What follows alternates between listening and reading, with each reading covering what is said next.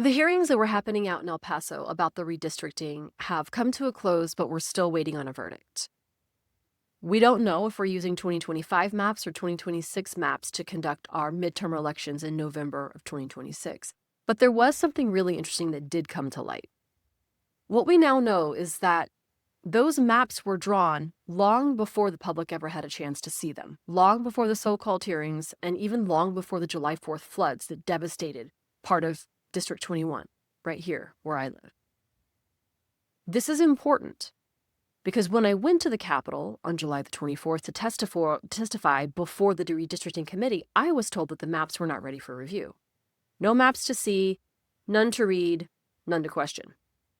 But now what we know is that that wasn't true. The maps did exist. They just didn't want the public to see them. By keeping those maps hidden, every single person that went to testify had to register in order to get in line to see if they would get a spot to speak. And when you register, you have to say whether you're for, against, or neutral on whatever you're going to talk about.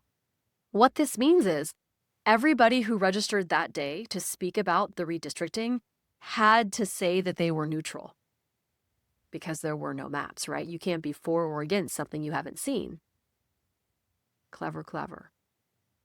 Just one more way that what the sole purpose of this whole redistricting enterprise is to divorce you even further from your ability to tell your government what you want, what you think, and how they will behave.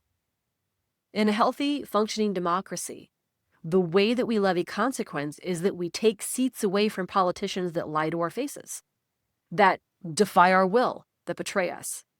That's why they're coming for things like our maps and extra congressional seats, and they're messing with voting rights. The reason they are doing that is so that you can't give them a consequence for behaving poorly. Now, the crux of the case in West Texas right now is whether these maps were drawn based on race, which would make them discriminatory and therefore illegal, or if they're just based on good old partisan advantage, because the Supreme Court has ruled it's perfectly legal to discriminate, just so long as you call it partisan. That's where we stand, folks. If you are as angry about this as I am, I will see you on Saturday in the streets.